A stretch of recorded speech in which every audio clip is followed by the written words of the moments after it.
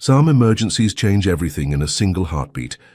When Chloe rushed her 5-year-old son, Ethan, to the hospital after a playground accident, she never imagined that walking through those doors would reveal 5 years of carefully guarded secrets. The doctor who appeared to treat her child wasn't just any medical professional.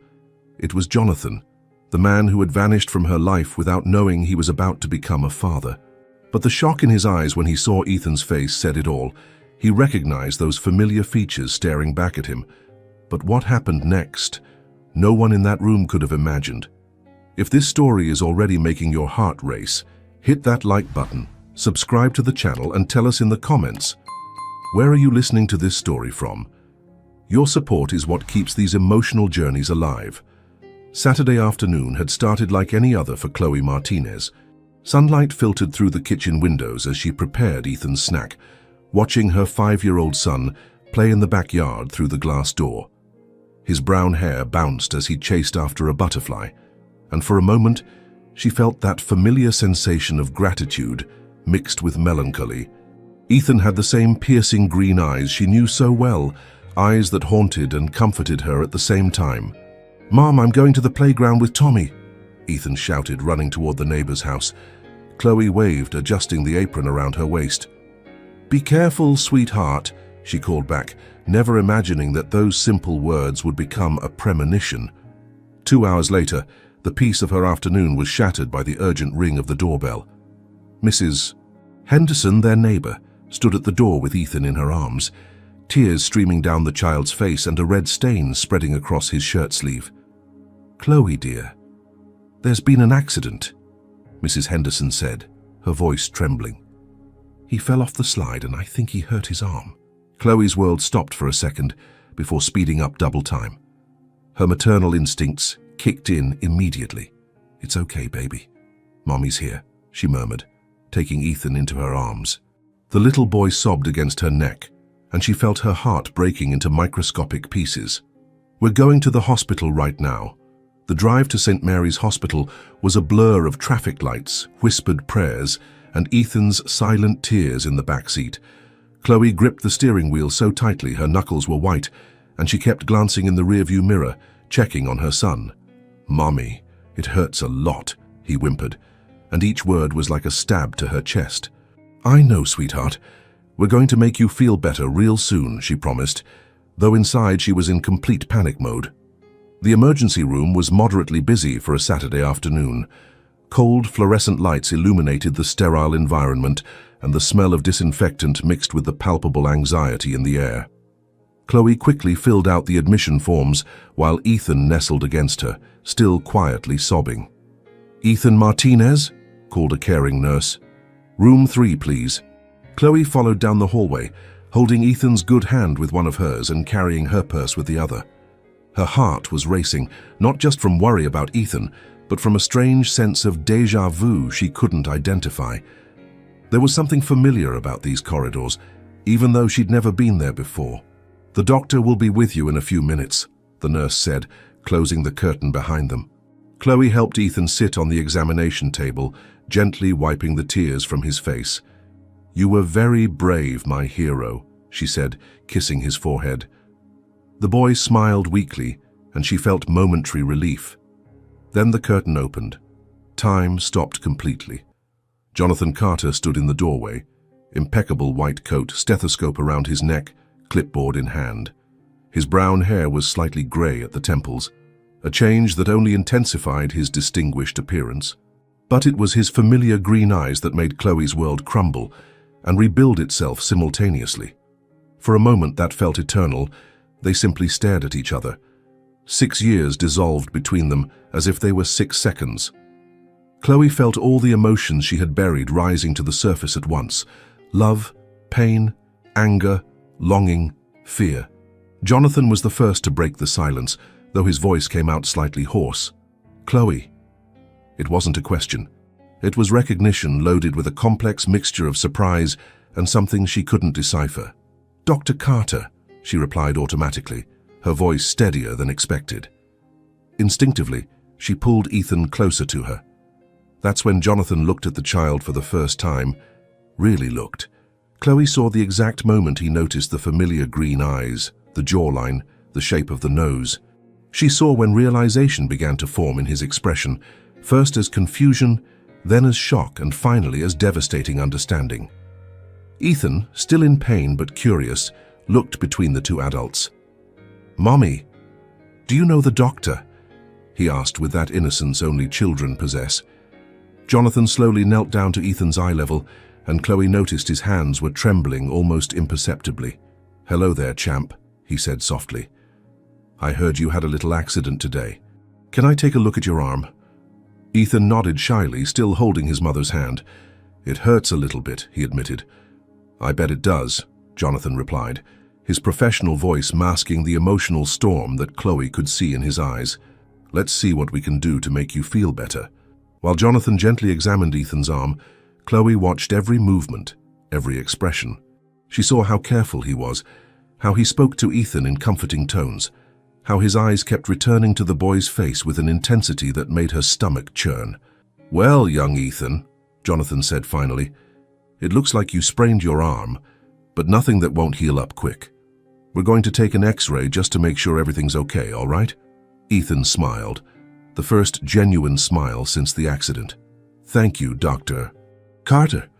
Jonathan froze for a moment, hearing his own last name come from the child's mouth.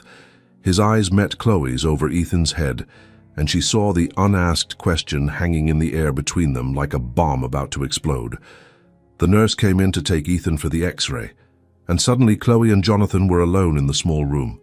The silence was deafening, filled only by the distant hum of hospital equipment and the muffled sounds of activity in the hallway. "Chloe," Jonathan began, his voice low and heavy, "we need to talk." She knew this moment would come eventually. For 5 years, she had mentally rehearsed what she would say if she ever ran into him. But now, with him standing there, every carefully planned word vanished from her mind. "Not now," she whispered, looking toward the door where Ethan had left. "Not here." Jonathan ran his hand through his hair, a familiar gesture that made Chloe's heart clench. "Then when?" "Because that boy—" He stopped, unable to finish the sentence. "Looks like you," she completed, her voice barely audible. "I know." The weight of unspoken words hung between them, and Chloe knew there was no going back. The secret she had kept for 5 years was about to explode, and there was nothing she could do to stop it. The X-ray results confirmed what Jonathan already suspected. A simple sprain, nothing broken. But as he held the images up to the light, his hands trembled imperceptibly. It wasn't the diagnosis that disturbed him. It was the devastating realization that had settled in his chest like a suffocating weight. Ethan returned to the room with the nurse, swinging his legs on the examination table while biting a lollipop someone had given him. "Dr. Carter, is my arm going to be okay?" he asked with that innocent confidence only children have when talking to doctors. "It's going to be perfect, champ," Jonathan replied, forcing a smile as he knelt to the boy's eye level. "You just need to wear this sling for a few days and not get into too much trouble. Think you can do that for me?" "I can," Ethan exclaimed, proud of the responsibility. "Mommy always says I'm very responsible for my age." Jonathan looked at Chloe, who was leaning against the wall with her arms crossed, watching every interaction between them with a mixture of maternal protection and something that looked like old pain. She was more beautiful than he remembered. Time had softened her features in a way that made her even more attractive. But there was something different in her eyes, a strength that wasn't there in college, as if motherhood had carved a more resilient version of herself. "Your mummy's right," Jonathan said softly, adjusting the sling on Ethan's small arm. "You're very brave too. Most boys your age would cry a lot more." "I cried a little bit," Ethan admitted honestly. "But Mommy said crying isn't bad, that sometimes it helps us feel better." The words hit Jonathan like a punch to the gut. He wondered how many times Chloe had cried alone, how many nights she had stayed awake, how many difficult moments she had faced with no one to comfort her. Guilt began to spread through his chest like ink in water. "Your mommy is a very wise woman," he said, his voice hoarser than intended. His eyes met Chloe's again, and he saw the momentary surprise in her expression before she looked away. "Dr. Carter," Chloe interrupted, her voice carefully controlled. "How long does Ethan need to wear the sling?" A week, maybe 10 days at most, Jonathan replied, returning to professional mode. If there's any problem, any intense pain or swelling, bring him back immediately. Bring, Chloe repeated, and there was an edge to her voice that only he could detect. Jonathan swallowed hard. Bring him back, he corrected quietly. The nurse entered again, this time with the discharge papers. All set here. Ethan, you were an exemplary patient. While Chloe signed the documents, Jonathan watched Ethan swing his feet, humming softly to a song he didn't recognize. The boy had mannerisms that were painfully familiar. The way he twisted his mouth when thinking, how he scratched his nose when distracted, the way his eyes sparkled when he smiled. Ready, Chloe said, handing the papers back. Let's go, Ethan. Wait, Jonathan said before he could stop himself. The words came out more urgent than he intended, making both Chloe and Ethan look at him with surprise. Chloe hesitated, her hand already in Ethan's. Jonathan, Dr. Carter, he corrected automatically, then realized how formal and cold that sounded. I need to check something on the discharge papers. Can you wait just a minute? It was a weak excuse, and they both knew it. Chloe looked at him with an expression that mixed frustration and something that could be understanding. Ethan, she said gently, how about you go to the vending machine with the nurse and pick something to drink on the way home? The nurse, sensing the tension in the air, smiled at Ethan. Good idea. Let's see what options we have over there. As soon as Ethan left the room, the silence that settled was thick and heavy. Jonathan ran his hand through his hair, a gesture Chloe remembered from when he was nervous or overwhelmed. 5 years, he said finally, his voice barely audible. 5 years and 4 months, Chloe corrected, and there was so much pain in her voice that Jonathan felt like he'd been stabbed. Chloe, I didn't know. You have to believe me, I never... Never what? She interrupted. And for the first time, the anger she'd been holding back started to leak out. Never bothered to answer my calls? Never bothered to read my messages? Never bothered to find out why I had disappeared from college mid-semester? Jonathan closed his eyes, memories flooding back like a tide. The last year of medical school had been chaos. His mother had been diagnosed with cancer. He was doing his residency in another state. There was pressure from all sides. And Chloe? Chloe had been the only good thing in his life, but he had been so overwhelmed, so scared of commitment, of the future. I was scared, he admitted. Scared I wouldn't be enough for you. Scared I couldn't handle a serious relationship when I could barely handle my own life. So you just disappeared, Chloe said, and there were tears in her voice now. Without a word, without an explanation. I woke up one morning and you had changed your number, closed your social media accounts like I never existed. Chloe, you know what hurt the most? She continued, as if a dam had broken. It wasn't just that you left me. It was that you left me thinking I wasn't worth fighting for. And then when I found out I was pregnant, her voice broke. Jonathan felt like the world was spinning. You tried to contact me. I tried everything, she whispered. I looked for you at the hospital where you were doing your residency. I talked to your friends. I even went to your mother's house. You went to my mother's house? Jonathan's voice was full of disbelief. She was doing chemo, Chloe said quietly. She was very weak, very sick. She told me you had asked her not to give information to anyone from college, that you needed to focus on work and her recovery. Jonathan's world shifted completely. He remembered asking his mother that, but it had been about different people. Ex-girlfriends who used to call crying, friends who wanted to party when he could barely keep up with studying. It never crossed his mind that Chloe might try to reach him. I thought, he began, but stopped. What could he say? That he had been a coward? That he had been too scared of hurting her? That he ended up hurting her worse? Thought what? Chloe asked, wiping tears she didn't realize had started falling. I thought it would be better that way, that you would move on, find someone better. Chloe let out a bitter laugh. Better? Jonathan, I was pregnant and alone. There was no better. There was just survival. The weight of her words settled between them like a stone. Jonathan thought about all the years he had lost, all the milestones, Ethan's first steps, first word, first day of school, all because he had been too much of a coward to fight for what they had. How did you manage? He asked. With difficulty, she answered honestly, Dropped out of school, moved back in with my parents for a while. Eventually got a job, a small apartment. It wasn't easy, but we made it work. And Ethan, does he ask about... Jonathan couldn't finish the sentence. About his dad? Chloe finished for him. Constantly. I always told him that his dad was someone special, who couldn't be with us, but who loved him very much. I never wanted him to feel like it was his fault or that he wasn't wanted. Jonathan felt tears stinging his eyes. He is wanted. He's God, Chloe. He's perfect. I know, she said simply. He's everything good about both of us. They stood in silence for a moment, the weight of lost years hanging heavy between them. What happens now? Jonathan asked finally. Before Chloe could answer, Ethan's voice echoed from outside the room. Mommy, I picked orange juice. Chloe quickly wiped her eyes and composed herself. Now, she said quietly, now we figure out how to explain this to him. Because ready or not, Jonathan, you're about to become a father.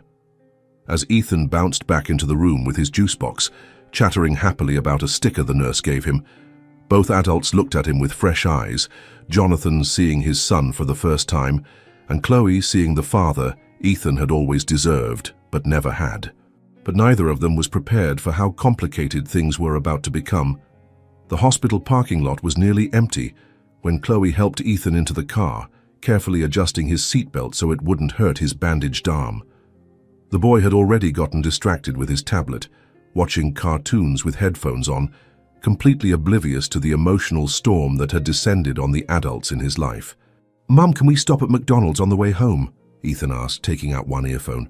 Dr. Carter said I was very brave. Chloe smiled, trying to mask the turmoil in her chest. Of course, sweetheart. You really were very brave today. She had just closed the driver's door when firm knocks on the side window made her jump. Jonathan was standing outside, still wearing his white coat, his breath visible in the cold afternoon air. His eyes had a determination she hadn't seen in years. Chloe rolled down the window only a few inches. Jonathan, this isn't a good time. I finished my shift, he interrupted, his voice heavy with urgency. Can we talk? Please, I can't let this go.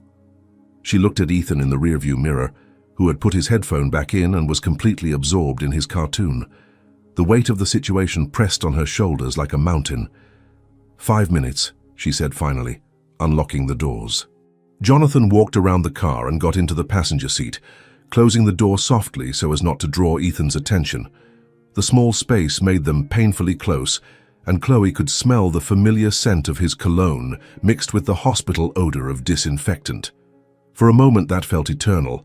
Neither of them said anything. The muffled sound of Ethan's cartoons was the only thing breaking the dense, heavy silence between them.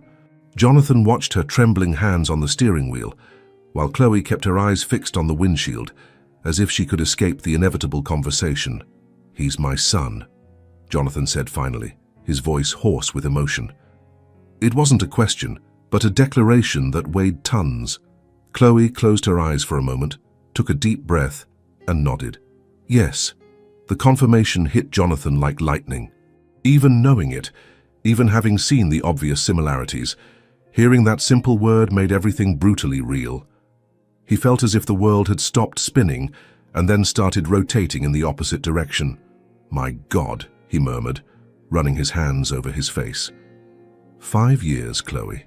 5 whole years of his life that I missed. First steps. First words. First day of school. You didn't miss them, she replied, turning to face him with eyes shining with held-back tears. You chose not to be there. There's a huge difference between those two things. I didn't choose anything, Jonathan exploded, then immediately lowered his voice, remembering Ethan in the back seat. I didn't know he existed. How can you say I chose? Because you disappeared from my life without a word. Chloe turned completely to face him, years of pain and frustration finally overflowing like a bursting dam. Do you think I didn't try to find you? Do you think it was easy for me to raise a child alone while you were out there, living your perfect life as a successful doctor? My perfect life? Jonathan laughed bitterly, a sound that had nothing joyful about it. Chloe, for the past 5 years I've worked 16-hour shifts, slept in on-call rooms. Sacrificed any chance of having a normal personal life. Perfect is the last thing my life has been. And you think mine was a fairy tale? Chloe shot back, her voice breaking slightly. Do you think it was easy explaining to a 3-year-old why all the other boys at school had daddies who picked them up and he didn't? Do you think it was simple working 2 jobs to pay for daycare and still spend every night helping with homework alone? Jonathan felt like he'd been punched in the stomach. The reality of her life began to form in his mind like pieces of a terrible puzzle. 2 jobs.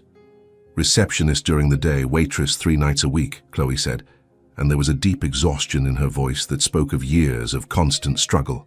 Until I got the job at the elementary school, where I could at least be close to him during the day and not have to pay for a babysitter. Jonathan swallowed hard, imagining Chloe pregnant, alone, working herself to exhaustion to support the son he didn't even know was his. Chloe, I'm so sorry. If you had known what? She interrupted. Would you have stayed out of obligation? Would you have married me because I got pregnant? Would you have spent the rest of your life blaming me for ruining your brilliant career plans? The question hung in the air like a sharp blade. Jonathan couldn't answer immediately because deep down he wasn't sure what his reaction would have been 6 years ago. The Jonathan of that time had been selfish, immature, completely unprepared for any kind of responsibility beyond his own professional ambition. You want to know what the hardest part was? Chloe continued, tears finally streaming down her face. It wasn't the tight money. It wasn't the sleepless nights. It wasn't even the constant exhaustion. It was having to lie to him. Every day, Jonathan, every single day, I had to come up with elaborate excuses to explain why his father wasn't here. What kind of excuses? Jonathan asked, his voice barely audible. Chloe closed her eyes, the memories hurting like wounds that had never completely healed. That you were a very important doctor who was saving lives in distant and dangerous places. That you thought about him every day, but couldn't come visit him because it was too risky for a child. I created an entire heroic fantasy because I couldn't explain to an innocent child that his father simply didn't care enough to stay. But I did care, Jonathan protested desperately. If I had known about the pregnancy, if you had managed to tell me. I tried, Chloe exploded.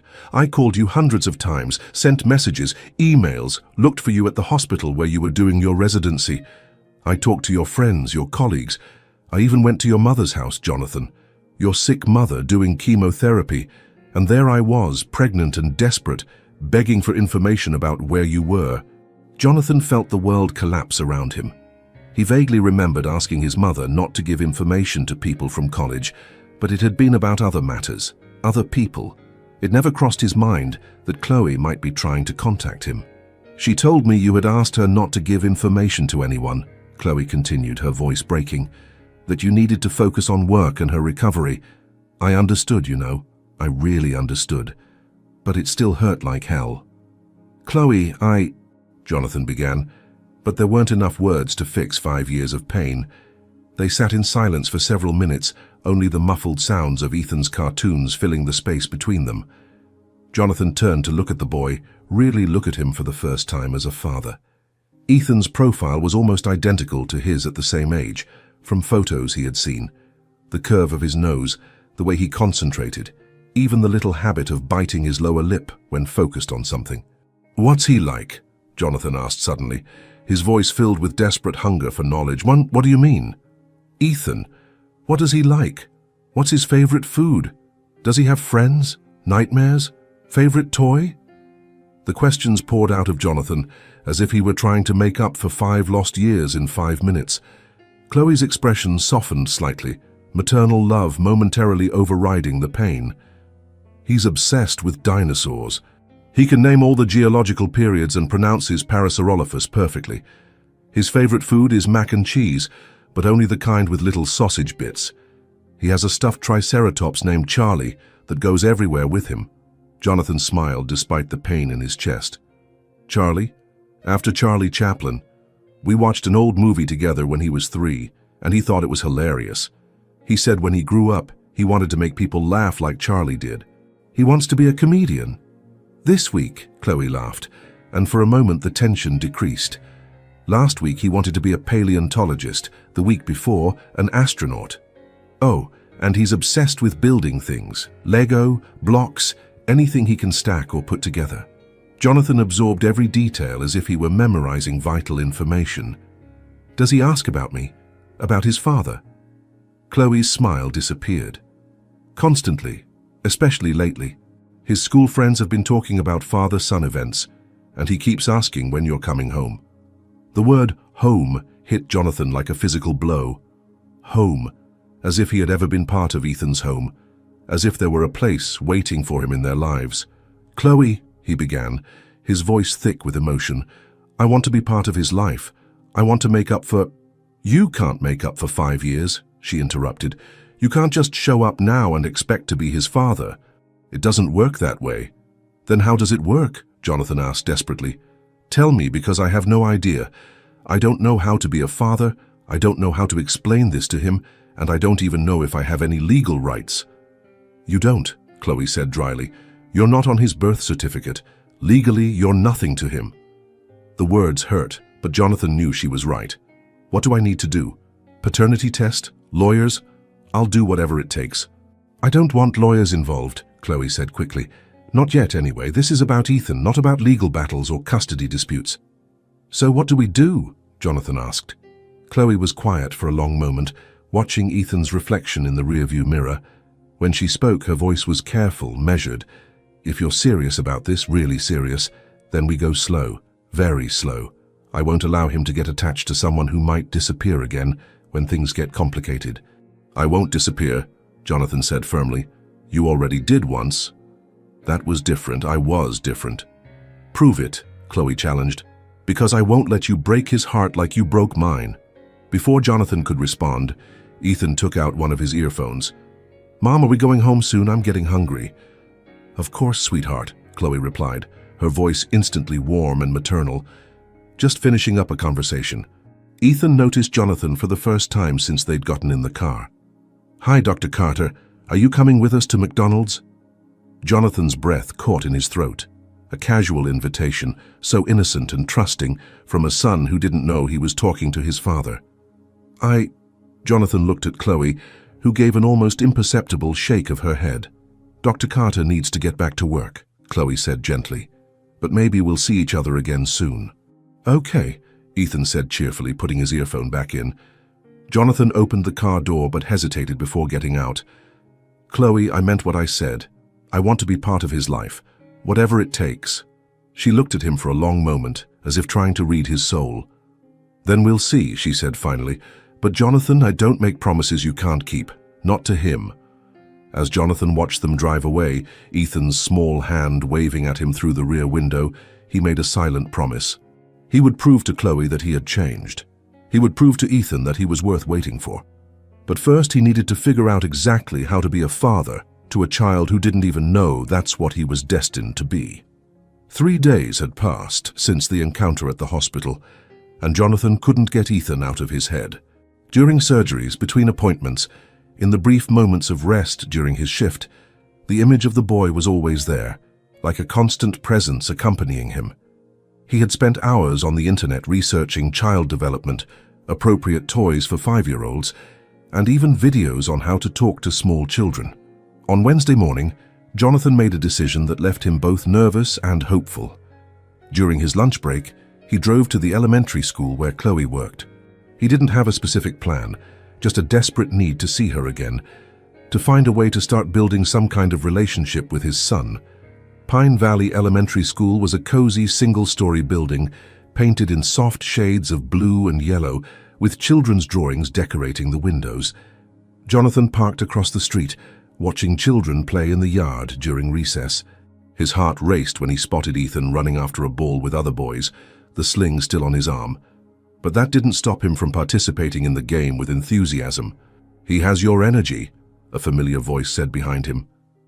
Jonathan turned around and found Chloe standing on the sidewalk, holding a cup of coffee and wearing a light blue cardigan that brought out her eyes.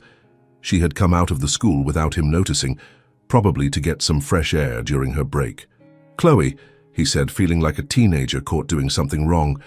I just wanted to see him play, she completed, without judgment in her voice. I understand. They stood side by side, watching Ethan in silence for a few minutes. The boy had become the center of a group of children, organizing some kind of game that involved lots of gesturing and loud laughter. "He's popular," Jonathan observed. "Always has been," Chloe smiled slightly. "He has a natural gift for leading and making friends. Sometimes I think he compensates for the lack of a father by being extra charismatic with everyone." The observation hurt, but Jonathan knew he deserved it. "How's his arm?" "Healing quickly. He's already complaining about the sling, which is a good sign." Chloe paused, then looked at him. "Jonathan, what are you doing here?" He took a deep breath, preparing for a conversation he had mentally rehearsed dozens of times. "I want to get to know him, really know him, not just as the doctor who treated him once, but as someone who can be present in his life." Chloe took a sip of her coffee, considering his words carefully. "And how do you imagine that would work?" "I don't know," Jonathan admitted honestly. "Maybe we could start slow, casual meetings, simple activities. I don't need to be introduced as his father immediately. I could just be Jonathan, a friend of Mommy's." "A friend of Mommy's," Chloe repeated, and there was something in her voice he couldn't decipher. "Chloe, I know I hurt you terribly. I know I don't deserve a second chance, much less an opportunity to get to know Ethan. But he's my son, and I've already lost too much time. I don't want to lose any more."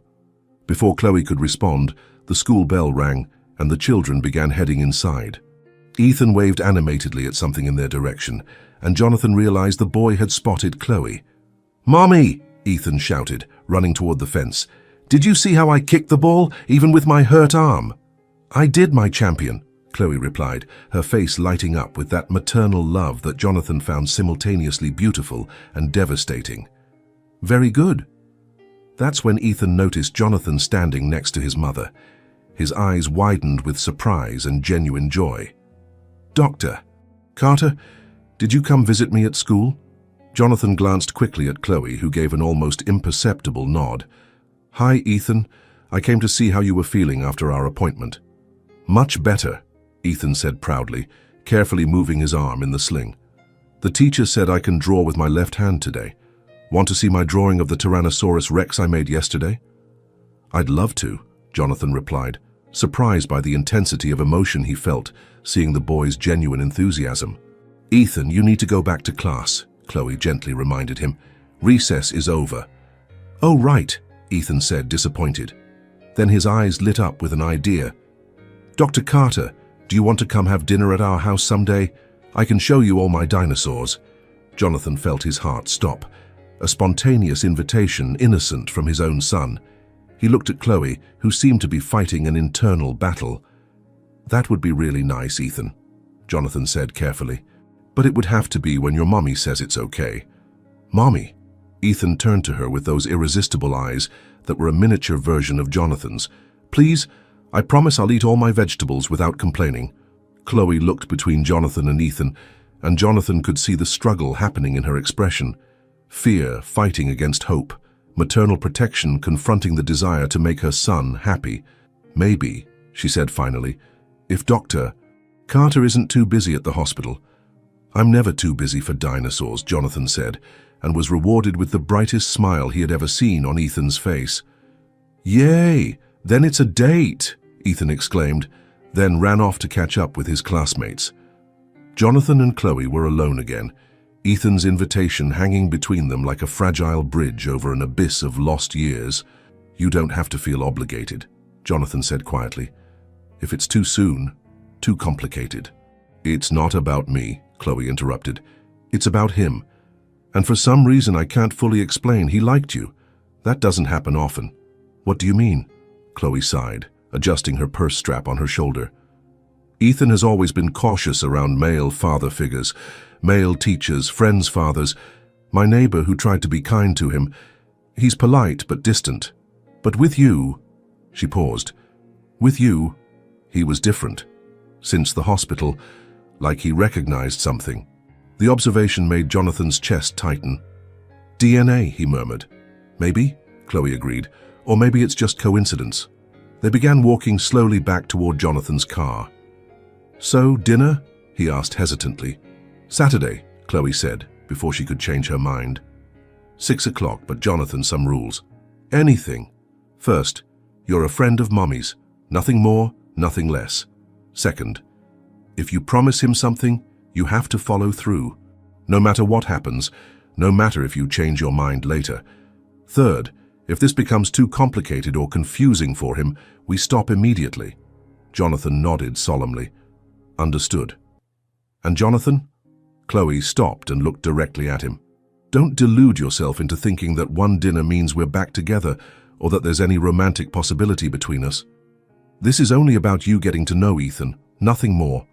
I understand, Jonathan said, even feeling a pang of something he didn't want to examine too closely. It's just about Ethan. On Friday, Jonathan spent 2 hours in a toy store, completely lost among aisles full of options. Finally, he decided on a dinosaur excavation kit and an illustrated book about paleontology. Nothing too extravagant, but things that showed he had paid attention to what Chloe had told him about the boy's interests. Saturday arrived faster than he expected. Jonathan was as nervous as he had been before his first surgery. He changed clothes 3 times before deciding on jeans and a casual shirt, something that said family friend instead of formal doctor. Chloe's apartment was in a modest but well-maintained complex. When Jonathan rang the doorbell, he could hear Ethan shouting excitedly from inside, "He's here! Mommy! Doctor! Carter's here!" The door opened and Jonathan was greeted by Ethan wearing a dinosaur t-shirt and a smile that took up his whole face. "Dr. Carter, come see my collection." "Ethan, let Dr. Carter come in first," Chloe said, appearing behind her son. She was wearing a simple dress and had pulled her hair into a loose bun, and Jonathan had to remind himself to breathe. "Thank you for having me," Jonathan said, extending the gifts. "I brought a few small things." Ethan's eyes widened when he saw the excavation kit. "A real paleontologist kit, Mommy, look." "Very thoughtful," Chloe said, and there was genuine warmth in her voice. "Ethan, what do you say?" "Thank you, Dr. Carter. This is the best present ever." While Ethan enthusiastically examined his new treasures, Jonathan had a moment to observe the apartment. It was small but cozy, full of photographs of Ethan at various ages. His drawings stuck to the refrigerator, and a bookshelf full of children's books and neatly arranged toys. "It's humble, but it's ours," Chloe said, noticing his gaze. "It's perfect," Jonathan replied sincerely. "It feels like a real home." During dinner, mac and cheese, exactly as Chloe had mentioned, Jonathan watched fascinated as Ethan told elaborate stories about his favorite dinosaurs, demonstrated how different species walked, and asked surprisingly intelligent questions about paleontology. "Dr. Carter," Ethan said suddenly, "do you have kids?" Jonathan almost choked on his food. He looked quickly at Chloe, who tensed up. "No," Jonathan replied carefully. "I don't have children. Do you want to have kids someday?" "Ethan," Chloe intervened gently, "those are very personal questions." "It's okay," Jonathan said to Ethan.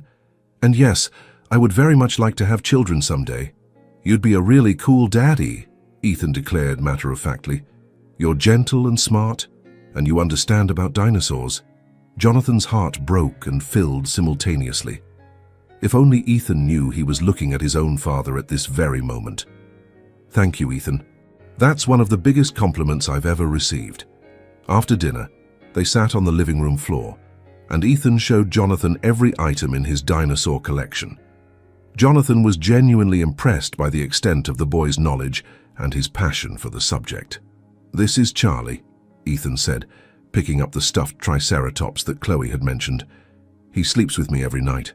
"Charlie seems very special," Jonathan observed. "He's my best friend," Ethan confided. "Sometimes when I miss my daddy, I tell Charlie, and he makes me feel better."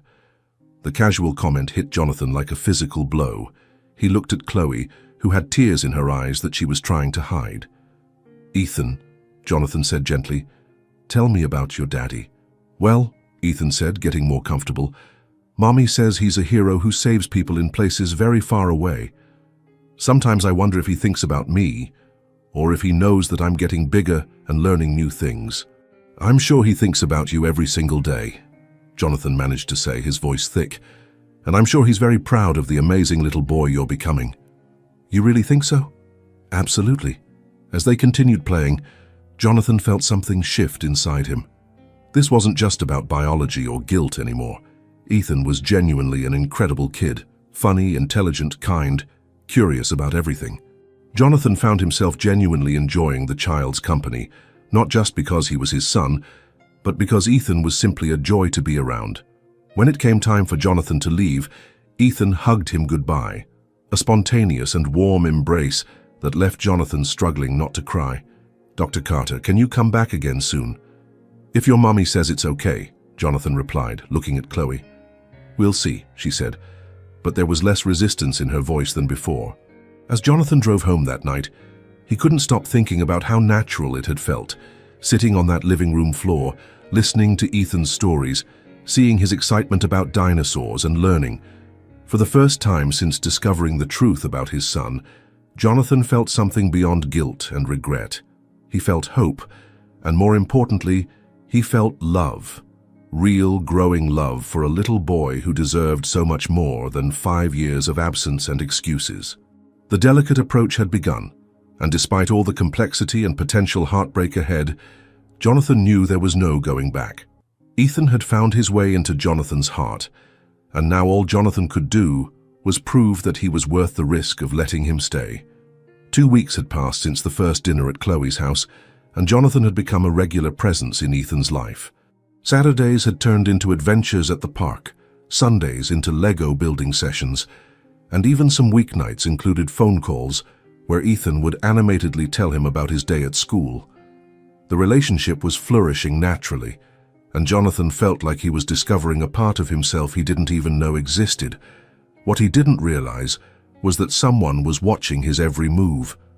Caroline Whitmore had noticed the change in Jonathan almost immediately.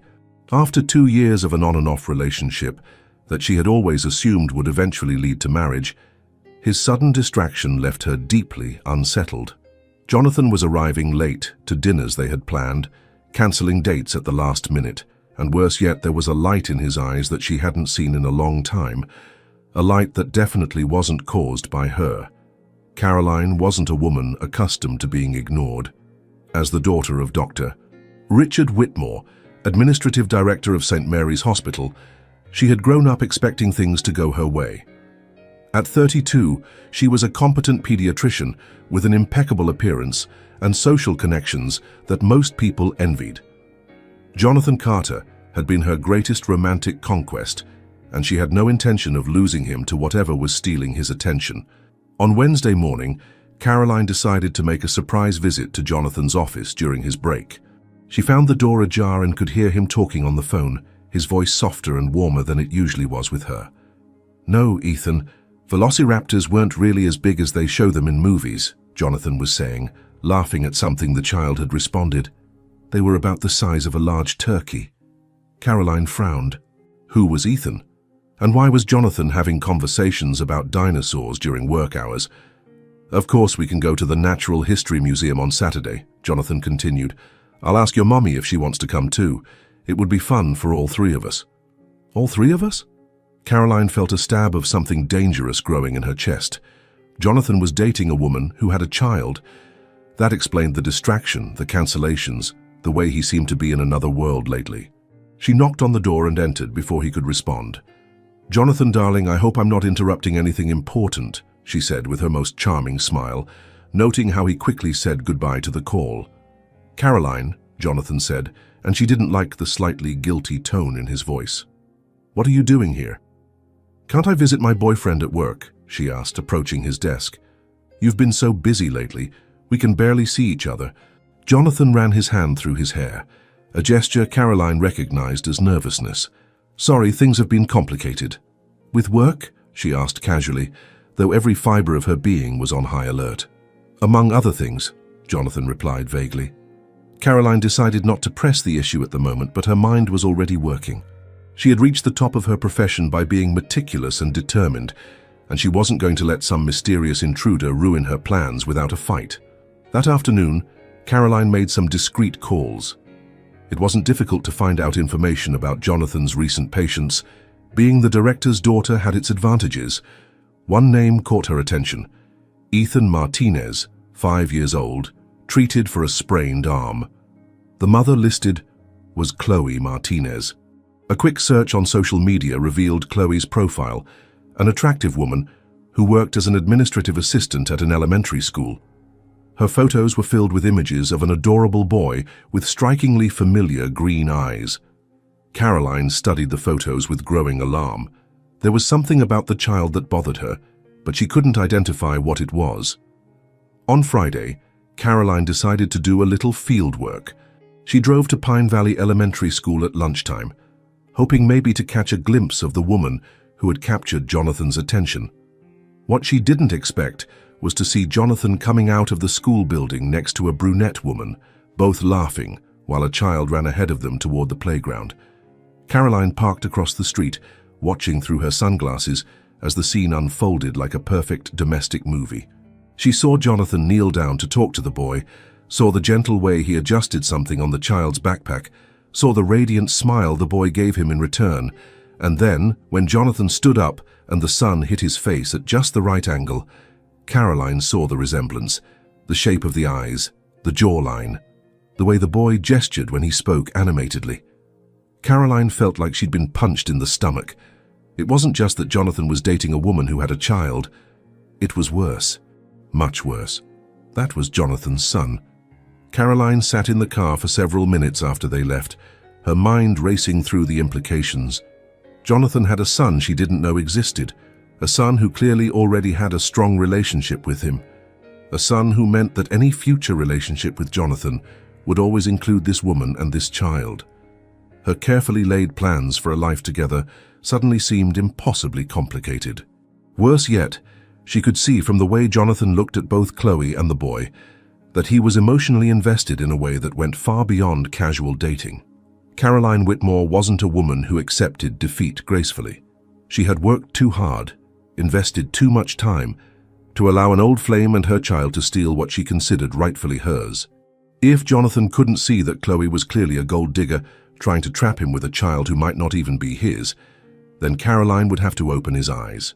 The following Monday, Caroline scheduled an appointment with Dr. Sarah Chen, a social worker she knew through professional circles.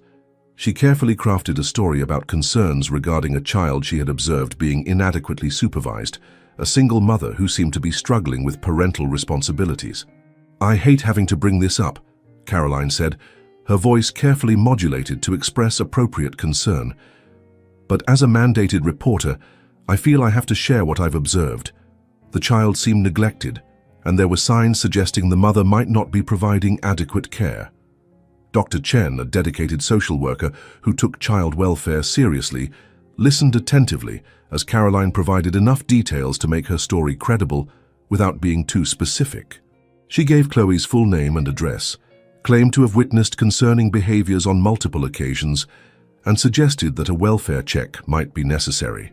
"I don't want to ruin anyone's life," Caroline added with perfectly feigned reluctance. "But that little boy deserves proper care, and if his mother is struggling, maybe she needs help that only professional intervention can provide." Dr. Chen assured Caroline that they would investigate her concerns discreetly and thoroughly. When Caroline left that meeting, she felt a mixture of satisfaction and guilt that she quickly suppressed. She was doing this to protect Jonathan, she told herself. He was clearly being manipulated by a woman who was using her child to trap him, and someone had to protect him from making a life-changing mistake. What Caroline didn't consider was how devastating her actions would be for an innocent child and a mother who had already been through so much suffering. She didn't think about how her lies would shatter a new and delicate relationship that was bringing joy to 3 people who deserved happiness. All Caroline could see was a threat to her carefully planned future, and she was determined to eliminate that threat by any means necessary. In her mind, she was saving Jonathan from a manipulative situation. In reality, she was about to unleash a nightmare that would test every bond that had been slowly built between Jonathan, Chloe, and Ethan. The trap had been set, and an innocent family was about to discover how cruel people can be when their own interests are threatened.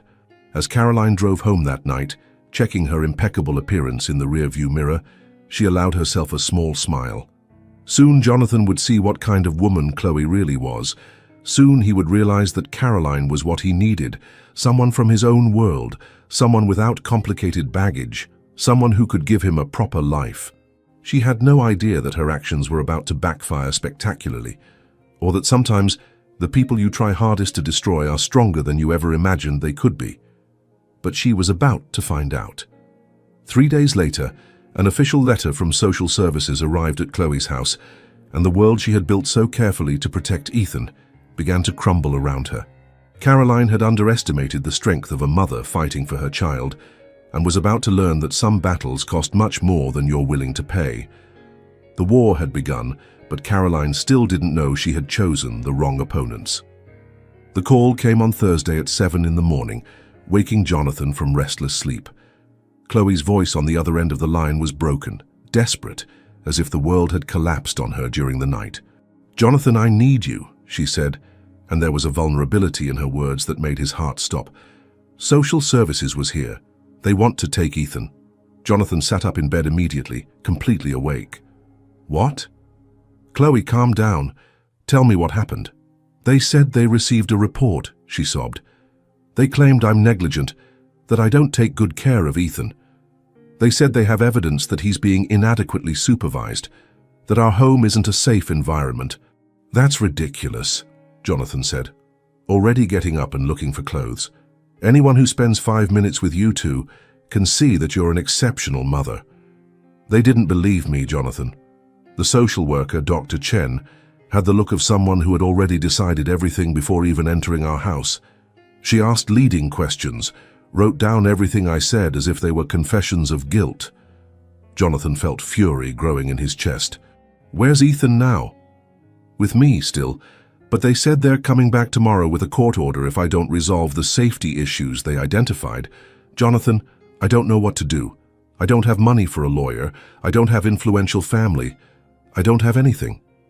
"You have me," Jonathan said firmly, already grabbing his car keys. "I'm on my way." When Jonathan arrived at Chloe's apartment 20 minutes later, he found her sitting at the kitchen table surrounded by official papers, her eyes red from crying. Ethan was playing in his room, apparently oblivious to the crisis unfolding around him. "Show me everything," Jonathan said, sitting beside her. Chloe pushed the documents toward him with trembling hands. "Look at the accusations they made. They say Ethan frequently appears malnourished, that his clothes are always dirty, that I leave him alone for extended periods, that our house is in unsanitary conditions." Jonathan read every word with growing indignation. It was all lies. Ethan was a healthy, well-cared-for child, obviously loved. Chloe's house was modest but clean and organized. He had personally seen how much she devoted herself to her son. "Who made this report?" he asked. "They can't tell me. They say it's policy to keep the reporter anonymous to protect them from retaliation." Jonathan studied the papers more carefully, looking for clues. There was something familiar about the type of language used, the medical specificity of some allegations. Whoever had done this had knowledge of the appropriate terminology to make the accusations convincing. "Chloe, I need to ask you something, and you have to be completely honest with me." She looked at him with eyes still shining with tears. "Anything? Is there anyone who might want to hurt you? Some jealous ex-boyfriend, some rival at work, anyone who would have reason to make up these lies?" Chloe shook her head slowly. "I live a very simple life, Jonathan. I work, take care of Ethan, and that's it. I don't have enemies." "What about me?" Jonathan asked, a terrible suspicion beginning to form in his mind. "Is there anyone who might be trying to get to me through you two?" Before Chloe could answer, Ethan appeared in the kitchen, holding Charlie, his stuffed triceratops. "Mommy, why are you crying?" he asked with that intuition small children have for detecting when something is wrong. Chloe quickly wiped her eyes and forced a smile. "Mommy's just a little worried about some grown-up stuff, sweetheart. Nothing you need to worry about." "Can Dr. Carter help?" Ethan asked, looking at Jonathan with absolute confidence. "He's very smart." "I'm doing everything I can to help," Jonathan promised, and the innocent faith in Ethan's eyes solidified his determination like steel. After Ethan went back to his room, Jonathan picked up the phone. "I'm going to call some contacts. I have lawyer friends. I know people in the system. We're going to find out who's behind this." The next few hours were a whirlwind of phone calls, research, and investigation. Jonathan used every contact he had built throughout his medical career, called in favors he had been saving for years, and gradually began to piece together a picture of what had happened. It was his friend Marcus, a lawyer specializing in family law, who first raised the possibility Jonathan was trying to avoid considering. "John, from what you've described to me, this sounds like a fabricated report," Marcus said during a phone call that afternoon. "The accusations are very specific, but also very vague. Very convenient. Someone who knows the system did this." "What do you mean by knows the system?" "I mean someone with a medical or legal background, someone who knows exactly what kind of language to use to make accusations sound legitimate without providing concrete evidence that can be easily refuted." Jonathan's stomach sank. "Marcus, I need you to do something for me. Can you find out who made the original report? It shouldn't be possible, but let me see what I can discover through unofficial channels." While waiting for answers, Jonathan went back to stay with Chloe and Ethan. He found them preparing dinner together, Ethan helping his mother put ingredients in a salad, completely unaware that his life was about to be destroyed by lies from a stranger. "How can such a happy and healthy child be considered neglected?" Jonathan murmured, watching Ethan animatedly tell his mother about a science project he was doing at school. "Because someone who never met us decided we're disposable," Chloe replied bitterly. Jonathan's phone rang. It was Marcus. "John, I got some unofficial information. The original report was made by a Dr. Caroline Whitmore. Does that name mean anything to you?"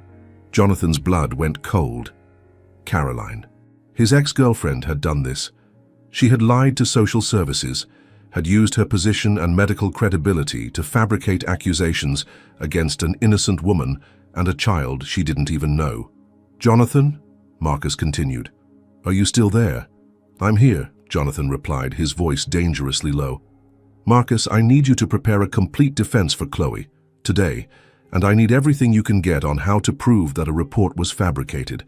John, do you know this Caroline Whitmore?" "I know her." Jonathan looked at Chloe and Ethan, who were laughing at something on television, completely confident that he could fix everything. And she just made the biggest mistake of her life. That night, after Ethan went to sleep, Jonathan told Chloe what he had discovered. He saw pain and betrayal spread across her face when she realized that a stranger had tried to destroy her family out of pure jealousy. "She did this because you're spending time with us?" Chloe asked, incredulous. "She did this because she's a cruel person who can't accept that I found something real," Jonathan replied. "But she made a mistake, Chloe. She underestimated how much I'm willing to fight for you and Ethan. What are we going to do?" Jonathan took her hands in his. "We're going to expose every lie she told. We're going to gather witnesses, medical records, school records, everything that proves you're an exemplary mother. And we're going to make her pay for trying to destroy an innocent family. What if we can't prove it? What if they take Ethan anyway?"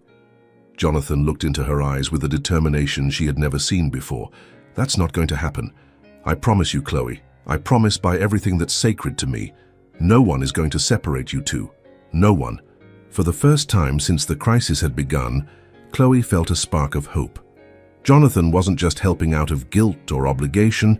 He was fighting for them because he genuinely cared, because he had become part of their family in a way she was still trying to fully understand. "Thank you," she whispered. "Don't thank me yet," Jonathan said, already mentally planning the next steps. "Thank me after Caroline Whitmore finds out that messing with our family was the worst decision she ever made in her life." The battle was just beginning, but for the first time, they weren't fighting alone. And Caroline was about to discover that she had gravely underestimated the strength of a man fighting for his son and the woman he loved, even though he hadn't admitted that last point to himself yet. Jonathan didn't sleep that night.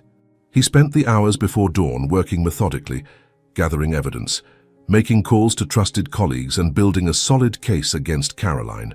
When the sun rose on Friday, he had a plan that would leave his ex-girlfriend exposed for everything she had done. The first stop was Marcus's office, where he deposited an impressive pile of documents on the desk. Ethan's medical records showing regular checkups and excellent preventive care, school reports praising both the boy's behavior and academic development, dated photographs showing a clearly well-cared for and happy child, and testimonials from Chloe's neighbors, teachers, and co-workers. "This should be enough to refute the accusations," Marcus said, reviewing the material. But how are we going to prove that Caroline fabricated the report?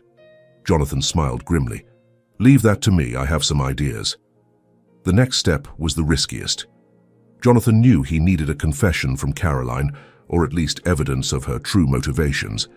He called her, keeping his voice carefully neutral. Caroline, we need to talk. Can you meet me at the hospital at 3? Of course, darling, she replied, and Jonathan could hear the satisfaction in her voice. She probably thought he had come to tell her he had broken up with Chloe. Is there something specific you want to talk about? Yes, about Chloe Martinez and her son. There was a calculated pause on the other end of the line. Oh? And who would they be? The fake ignorance only confirmed Jonathan's suspicions. 3 o'clock, Caroline. Don't be late. While waiting for the meeting, Jonathan made one last crucial preparation.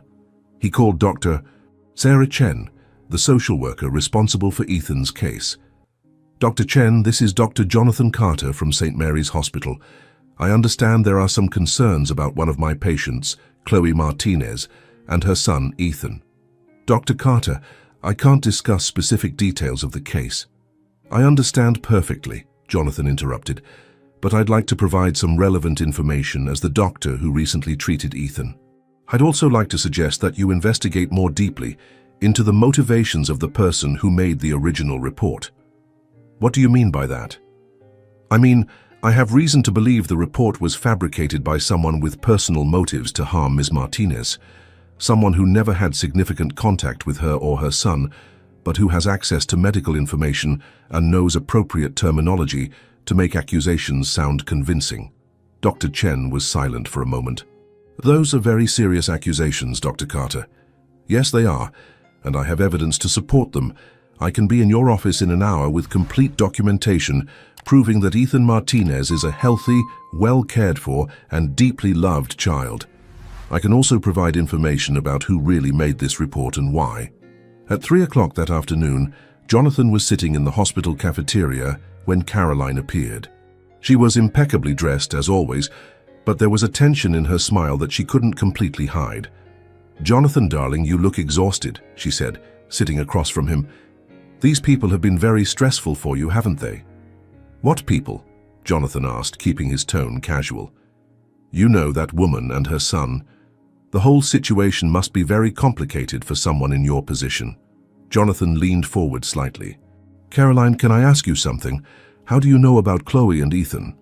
For a split second, Caroline hesitated. You mentioned them, didn't you? Actually, I didn't. I never talked about them to you. Jonathan kept his eyes fixed on her face. So, how do you know their names? Caroline forced a laugh. Jonathan, you must have mentioned them at some point. Maybe you don't remember. I'm sure I didn't mention them. But you don't just know their names, Caroline. You also know where they live, where Ethan goes to school, specific medical details about him. Jonathan paused deliberately. You also know that social services is investigating Chloe. Caroline's face paled slightly. How would I know that? Good question. How would you know? Jonathan took his phone out of his pocket. Caroline, do you realize I'm recording this conversation? You're what? Caroline stood up abruptly. Jonathan, that's legal? Yes, it is. In the state where we live, only one person in the conversation needs to consent to recording. Jonathan remained seated, calmly. So, Caroline, want to tell me how you really know about social services investigating Chloe? Caroline looked around nervously, noticing that several people in the cafeteria were looking in their direction. You're being paranoid, Jonathan. I don't know what you're talking about. Don't know? So you didn't call Dr. Sarah Chen last Monday posing as a concerned colleague? Didn't make up an elaborate story about child neglect? Didn't use your medical position to give credibility to lies you fabricated? The blood drained completely from Caroline's face. You can't prove anything. Actually, I can. Jonathan finally stood up. See, Caroline, you made several mistakes. First, you used very specific medical terminology in your report, terminology that an ordinary person wouldn't know. Second, you provided details about Ethan's medical condition that only someone with access to hospital records could know. That doesn't prove. Third, Jonathan continued, you forgot that all calls to social services are recorded. And fourth, You just incriminated yourself by admitting you know about the investigation when that should be confidential information. Caroline realized the trap she had fallen into. Jonathan, you have to understand. I did this for us. That woman is clearly trying to trap you with a child who might not even be yours. He is mine, Jonathan said firmly. Ethan is my son, Caroline, and Chloe is my son's mother, and you tried to destroy our family out of pure jealousy. Our family? Caroline laughed bitterly. Jonathan, you barely know these people. You're throwing away your career, your reputation, your future for a fantasy. My career? Jonathan smiled coldly. Caroline, you should be worried about your career. Because in about 15 minutes, Dr. Patterson, head of medical ethics, is going to receive a complete report about how you abused your access to confidential medical information to fabricate a false report against an innocent family. Horror spread across Caroline's face. You wouldn't do that. I already did. And in 30 minutes, your father is going to receive a copy of the same report, along with recordings of our conversation today, and evidence of how you used his position at the hospital to access information you had no right to see. My father would never believe. Your father is a respected hospital administrator who spent decades building an impeccable reputation. Do you really think he's going to risk all of that to protect a daughter who committed such a grave ethical violation? Caroline was visibly shaking now. What do you want? I want you to call Dr. Chen immediately and confess that you fabricated the entire report. I want you to provide a written statement detailing exactly why you lied. And I want you to stay away from me, Chloe and Ethan, forever. And if I do that, if you do that, maybe I'll consider not taking this case to the local press. Maybe I won't send copies of all the evidence to the state medical board. Maybe I'll allow you to resign quietly instead of being fired for cause. Caroline was silent for a long moment, weighing her options. Finally, she realized she had no choice. Fine, she whispered. I'll do what you want. No, Caroline. You're going to do what's right. Finally. 2 hours later, Jonathan was in Dr. Chen's office when Caroline arrived, accompanied by a lawyer and clearly defeated. With a broken voice, she confessed everything. How she had found out about Chloe and Ethan, how she had invented the accusations out of jealousy, how she had used her medical position to give credibility to the lies. Dr. Chen listened to everything with growing horror. Dr. Whitmore, do you realize that your actions could have resulted in the unnecessary removal of a child from a loving home? That you wasted precious public resources and caused severe emotional trauma to an innocent family? Caroline just nodded, unable to speak. The case against Ms. Martinez is being dismissed immediately, Dr. Chen declared, and I'll be recommending a complete investigation into how this situation was allowed to happen. The next morning, Caroline Whitmore submitted her resignation to St. Mary's Hospital. Her father, Dr. Richard Whitmore, also announced his early retirement, his reputation irreparably tarnished by the scandal. The story leaked to local press within days, a cautionary tale about how jealousy and abuse of power can devastate innocent lives. When Jonathan called Chloe with the good news, he could hear the relief and gratitude in her voice. "Is it over?" she asked. "It's over," he confirmed. Caroline confessed everything. The charges have been completely dropped. No one is going to try to separate you from Ethan. Chloe cried, years of fear and stress finally being released. "Jonathan, I don't know how to thank you. You saved our family." "No," Jonathan said quietly. "You saved mine." Later that night, when Jonathan visited the apartment, he found Ethan playing on the living room floor, as if nothing had happened. To the child, it had just been a few days when Mommy was a little more worried than usual. He had no idea how close he had come to losing everything. "Dr. Carter," Ethan shouted cheerfully, "want to see what I built with my new Lego?" As Jonathan knelt on the floor to admire Ethan's creation, he felt Chloe sit on the couch behind them. For the first time in days, there was peace in her voice when she spoke. "So what happens now?" Jonathan looked at her, then at Ethan, who was enthusiastically explaining the complexities of his Lego construction. "Now," he said, "we build something real, something that nobody can tear down with lies or jealousy." And what would that be? Jonathan hesitated, then spoke the words he had been afraid to say. A family. A real family.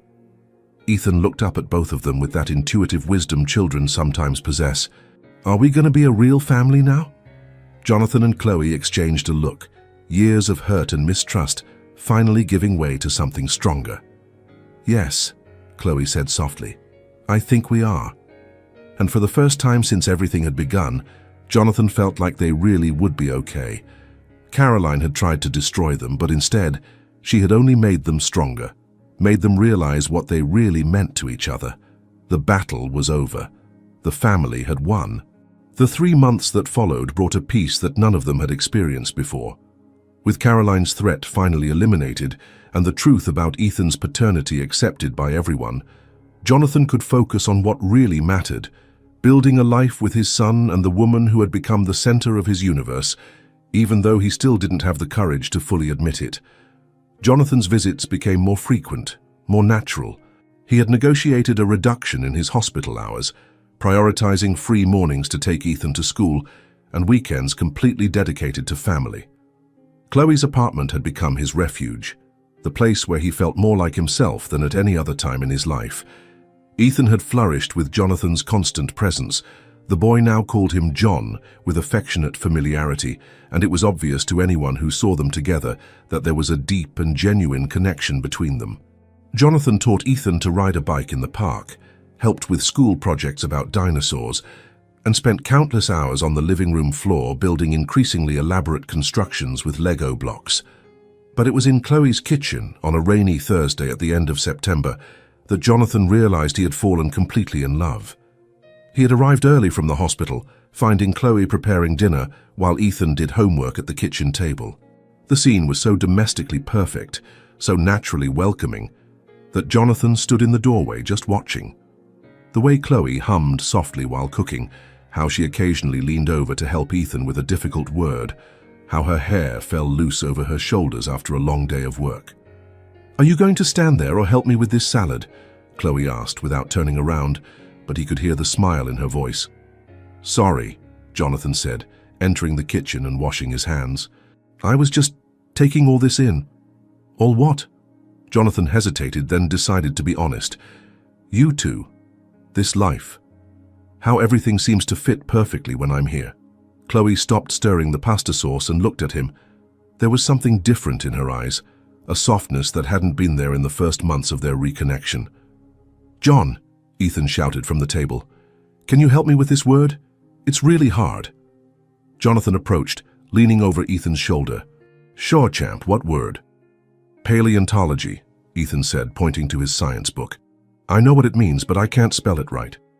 "Let's break it into pieces," Jonathan suggested, picking up a pencil.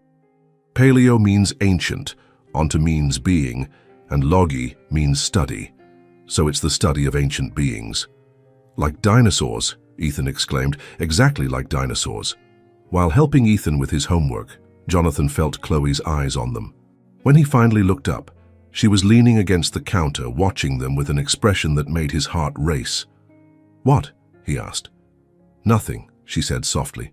"It's just that you're really good at this." "At what?" "Being a father." The words hit Jonathan deeper than he expected. Being a father had become the most important part of his identity, more significant than being a doctor, more defining than any other achievement in his life. After Ethan finished his homework and went to play in his room, Jonathan and Chloe were alone in the kitchen. They moved in perfect synchronization, she finishing cooking while he set the table, a domestic dance they had perfected over the months.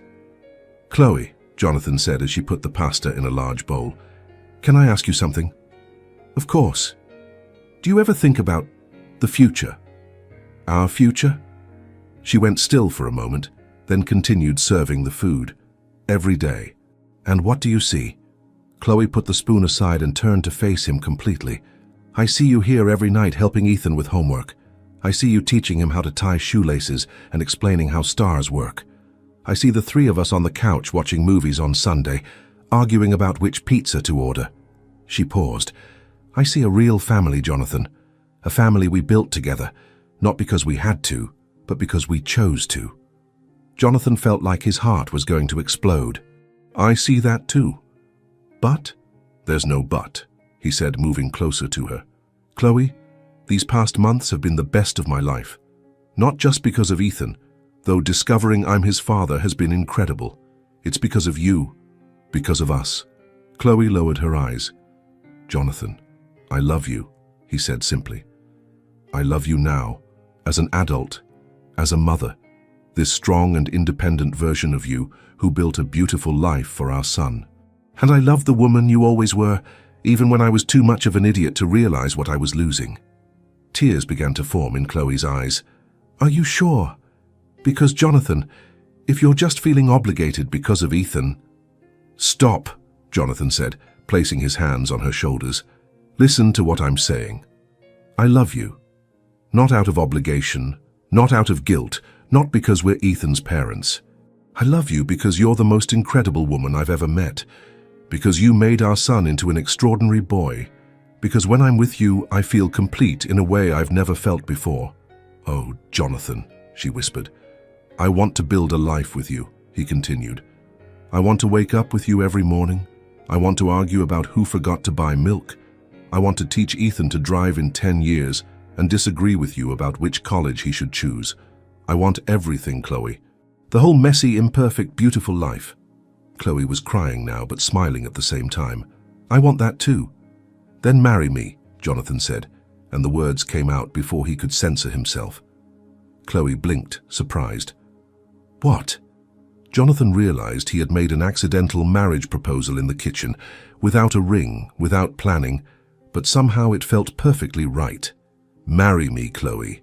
Not because we have a son together, but because I can't imagine a future that doesn't include you in every moment. Before she could answer, Ethan appeared in the kitchen doorway, holding Charlie. Why are you crying?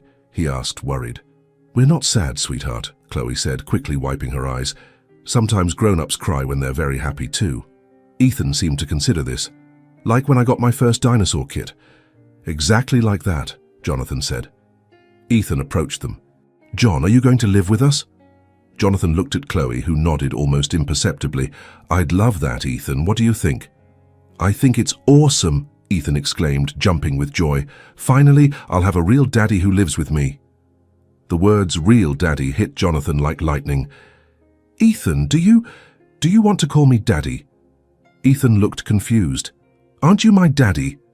Jonathan knelt to get to the boy's eye level. I am, champ. I'm your biological father. But you've been calling me John all this time, so I thought... I knew, Ethan said simply. I always knew. How did you know? Chloe asked, surprised. I have the same eyes as him, Ethan explained logically. And Mommy always told me that my daddy was a doctor who saved people.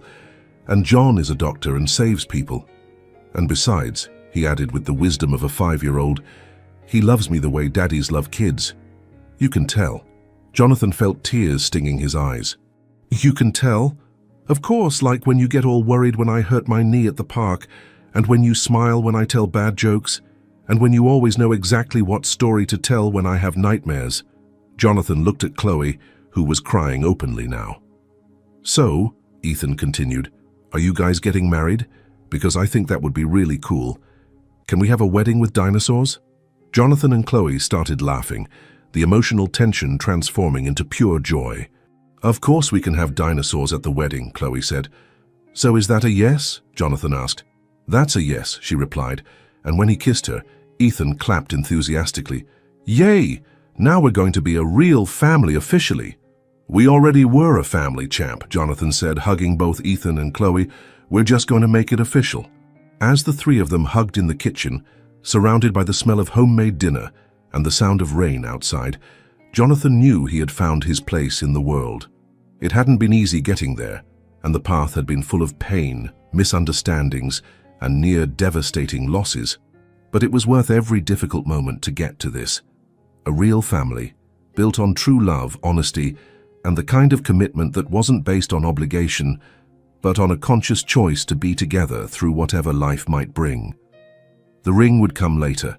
The formal wedding would be carefully planned, but the promise had already been made right there in the kitchen, witnessed by a 5-year-old boy who had always known that all the pieces would fit perfectly when the right time came. And they knew they had all the time in the world to do it right. 2 weeks after the impromptu marriage proposal in the kitchen, Jonathan and Chloe realized they needed to have a serious conversation with Ethan. Although the boy seemed to have an intuitive understanding of the situation, they knew he deserved the complete truth about his family history, told in a way that a 5-year-old could understand and process. It was a sunny Saturday morning when the three of them sat on the living room couch, Ethan between the two adults, holding Charlie as he always did when he sensed an important conversation was coming. "Ethan," Chloe began gently, "John and I want to talk to you about something very important." "Is it about you guys getting married?" Ethan asked directly, his green eyes sparkling with curiosity. "Yes, but also about other things," Jonathan said, choosing his words carefully. "About me, about you, about our family." Ethan settled more comfortably on the couch, giving his full attention. "You can tell me." Chloe took a deep breath. "Sweetheart, you've always asked about your daddy, remember?" "I remember," Ethan nodded. "You always said he was a hero doctor who lived far away." "That's true, he was a doctor," Chloe continued. "But I didn't tell you the whole truth because it was too complicated to explain when you were smaller." "And what's the whole truth?" Ethan asked without judgment, just with the pure curiosity of a child. Jonathan leaned forward. "The truth, champ, is that I'm your daddy. I've always been your daddy, since the day you were born. But I didn't know you existed." Ethan blinked several times, processing the information. "You didn't know I existed." "I didn't know," Jonathan confirmed. "Your mommy tried to tell me when she found out you were coming, but I had moved to another city, changed my phone number, and she couldn't find me." "Why did you move?" Ethan asked, and there was something in his voice that made Jonathan's heart clench. "Because I was young and scared," Jonathan answered honestly. "Scared I wouldn't be good enough for your mommy, scared I couldn't take care of a family. So I ran away, and it was the stupidest thing I ever did in my life." Ethan considered this for a moment. "But you're not scared anymore now?" "I still get scared sometimes," Jonathan admitted. "But now I know it's better to face fears together with the people we love than to run away from them." "And that's why you came back?" "I came back by accident," Jonathan explained. "Remember when you hurt your arm and we went to the hospital?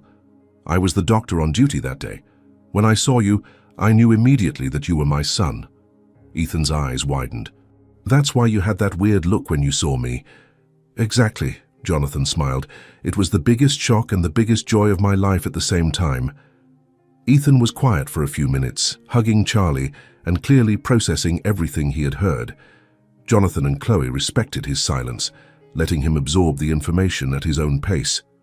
Finally, Ethan looked at Jonathan. "So you're my real daddy, not just Mommy's friend?" "I'm your real daddy," Jonathan confirmed. "Biologically, legally, and most importantly in my heart, since the first day I met you. And now you're going to marry Mommy and live with us forever." "If you want me to live with you forever," Jonathan said. Ethan jumped off the couch and started jumping with joy. "Of course I want you to. Does this mean I can call you Daddy instead of John?" "You can call me whatever you want, champ." "Daddy!" Ethan shouted experimentally, then smiled the biggest smile Jonathan had ever seen. "Daddy, Daddy, Daddy! I have a real daddy!" Chloe was crying, but they were tears of pure happiness. Seeing her son so genuinely joyful, so free from the burden he had carried without her realizing it, was one of the most gratifying moments of her life as a mother. "Can I tell everyone at school?" Ethan asked excitedly. "You can tell whoever you want," Chloe replied. "And at the wedding, can I be your little best man?" he asked Jonathan. "There wouldn't be a wedding without you being my little best man," Jonathan promised. The next 3 months were a whirlwind of planning. Ethan got involved in every detail of the wedding with the enthusiasm only a child can have. He helped choose the flowers.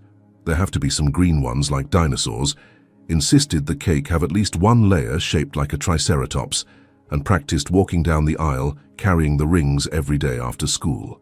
Jonathan officially adopted Ethan, a process that was surprisingly emotional for everyone involved.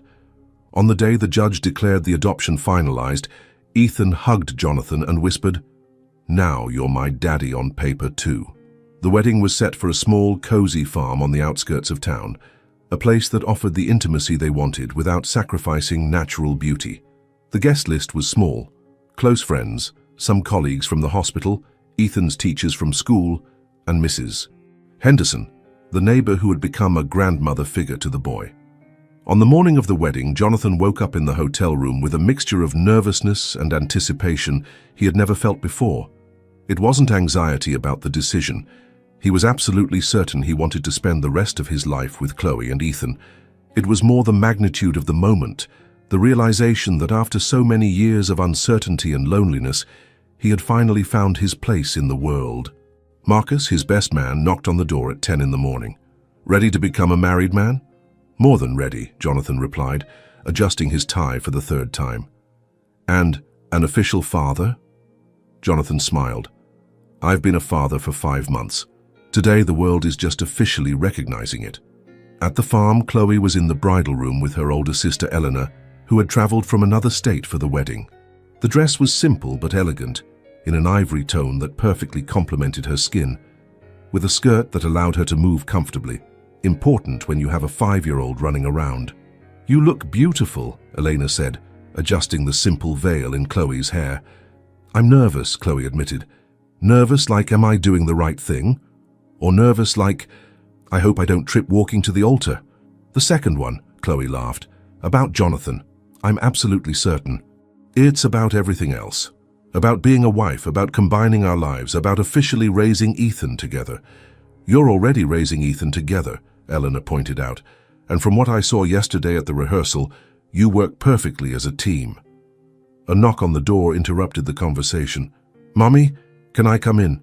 came Ethan's voice. "Of course, sweetheart." Ethan entered wearing a miniature tuxedo with a green tie he had insisted on choosing to match the family's eyes. He stopped in the middle of the room and was speechless. "Mommy, you're the most beautiful thing in the whole world." "Thank you, my prince," Chloe said, kneeling to kiss his forehead. "You look very handsome too." "Daddy is out there and said he's excited to see you," Ethan reported dutifully. Chloe's heart raced hearing Ethan call Jonathan Daddy so naturally. In recent weeks, it had become completely natural, as if it had always been that way. The ceremony was held in the farm's garden, under an arch decorated with wildflowers and some green plants that Ethan had personally approved.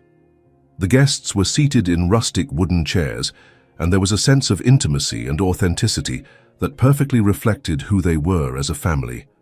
When the music began, Ethan walked down the aisle first, carrying the rings on a small dinosaur-shaped pillow he had specifically requested. He took his role very seriously, walking slowly and carefully, tongue slightly poking out in concentration. Then Chloe appeared, and Jonathan felt like the world stopped moving. She was beautiful, yes, but more than that, she looked happy. Genuinely, radiantly happy in a way he hadn't seen even in their college days. This was a woman who had been through hell, raised a child alone, faced down lies and threats, and come out stronger on the other side. As she walked toward him, Jonathan thought about the journey that had brought them to this moment. The pain, the separation, the years of misunderstanding, Caroline's sabotage, the fight for Ethan, all of it had led to this moment, and somehow that made it even more precious. When Chloe reached him, Jonathan took her hands and whispered, "You're beautiful. So are you," she whispered back. The ceremony was simple but meaningful. They had written their own vows, promising not just to love each other, but to be partners in raising Ethan, to build a life based on honesty and communication, and to never let fear or pride separate them again. When the officiant asked if anyone had objections, Ethan raised his hand. "I have something to say," he announced seriously. Jonathan and Chloe exchanged amused looks. "What is it, buddy?" Jonathan asked. "I just want everyone to know that this is the best day ever, because now I have a daddy and a mummy who love each other and me too, and we're going to be a family forever," Ethan declared. There wasn't a dry eye in the audience. "Any other objections?" the officiant asked with a smile. "Nope," Ethan said cheerfully. When Jonathan kissed Chloe as his wife, Ethan cheered loudly, starting a wave of applause that echoed across the garden. At the reception, Ethan gave a toast he had been practicing for weeks. "My daddy is the best daddy because he knows everything about dinosaurs and he makes mommy smile all the time. And my mommy is the best mommy because she takes care of everyone and makes the best mac and cheese. Together they make me very happy, and I think they make each other happy too. Cheers." As the evening wound down and Ethan fell asleep in a chair, his head on Jonathan's lap while Chloe sat beside them. Jonathan realized that this was what contentment felt like. Not just happiness, but deep, bone-deep satisfaction with life. "No regrets?" Chloe asked softly. "Only one," Jonathan replied. "What's that?" "That we lost so much time. That Ethan's first 5 years didn't include me." Chloe squeezed his hand. "But they made him who he is, and who he has brought us together. Maybe we needed those years to become the people who could build this." Jonathan looked down at Ethan, sleeping peacefully, completely secure in the love of both his parents. "Maybe you're right." "I'm always right," Chloe teased. "You might as well get used to that now that we're married." Jonathan laughed, and the sound woke Ethan slightly. "Are we going home now?" the little boy mumbled. "Yeah, buddy, we're going home," Jonathan said. "All of us together." "All of us together," Chloe confirmed. And as they drove away from the farm, Ethan sleeping in the back seat, Chloe's hand in his, Jonathan knew they really were going home, not just to a place, but to each other. The family that had been broken before it even began was finally completely whole. 6 months after the wedding, the Carter family's life had found its perfect rhythm. Jonathan had transferred to a smaller but equally respected hospital, where he could have more flexible hours and be present for the important moments in Ethan's life. Chloe's small apartment had given way to a cozy single-story house in a family neighborhood, with a backyard where Ethan could play freely, and a home office where Jonathan could work when necessary. It was a typical Saturday morning when Jonathan woke up to the sound of laughter coming from the kitchen. The clock read 8:30, and he smiled, realizing he had slept later than he had been able to in years. The sense of security and contentment that his new life provided had even improved his sleep. He came downstairs to find Chloe and Ethan making pancakes together, flour scattered across the counter, and melted chocolate on the boy's cheeks. It was a scene of controlled domestic chaos that perfectly symbolized how their lives had naturally and lovingly intertwined. "Daddy!" Ethan shouted when he saw him, running to hug his legs. "We're making dinosaur-shaped pancakes. Mommy said I can make one just like Charlie." "Dinosaur pancakes sound perfect," Jonathan said, kissing his son's forehead before approaching Chloe for a good morning kiss. "How can I help?"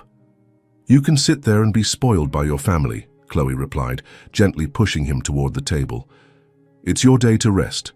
"Every day is a day to rest when I'm with you two," Jonathan said. And it wasn't just romance, it was true. After years of constant stress, brutal hospital shifts, and superficial relationships, domestic life had become his greatest pleasure. While they had breakfast, Ethan excitedly told them about a school project he was developing about families. "I have to draw my family tree and tell the story of our family. Can I tell about how you guys met in college and then got lost and then found me at the hospital?" "Of course you can," Chloe replied. "It's a very special story." "And can I tell that now you work at a different hospital to spend more time with me?" Ethan asked Jonathan. "You can tell whatever you want, champ." Jonathan had indeed changed hospitals, a decision some colleagues considered a step backward in his career, but which he knew was exactly the right move. Community General Hospital was smaller, less prestigious, but offered something St. Mary's never could: the possibility of being a doctor without sacrificing being a father and husband. After breakfast, they prepared for a tradition that had developed naturally over the past months: Saturdays at the park, followed by a visit to the Natural History Museum. It was during these family outings that Jonathan most noticed how much he had changed as a person. Before, his weekends were filled with extra work, medical conferences, or frustrated attempts to maintain relationships that never seemed to fit completely into his life. Now, pushing Ethan on the swing while Chloe read a book on the nearby bench was the perfect definition of how he wanted to spend his free time. "Daddy," Ethan said while swinging, "Jake at school said it's weird that I have a daddy who only showed up when I was already 5 years old." Jonathan stopped pushing the swing, his attention completely focused on his son. "And what did you tell him?"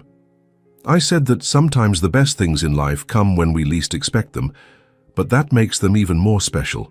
Jonathan felt his heart clench with pride and love. That was a very wise answer. Mommy always says that about good things that take a while to arrive. Jonathan looked at Chloe, who had stopped reading and was watching the conversation with that gentle smile, he had learned to recognize as pure maternal satisfaction. "Your mommy is right," Jonathan said. "And you know what, Ethan? I may not have been there for your first 5 years, but I promise to be present for all the years to come. For all the school presentations, all the soccer games, all the graduations, all the important moments, and also the small, ordinary moments." "Even when I'm a teenager and get annoying?"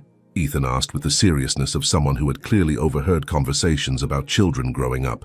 "Especially when you're a teenager and get annoying," Jonathan laughed, "because that's when you'll need me most, even if you don't realize it at the time."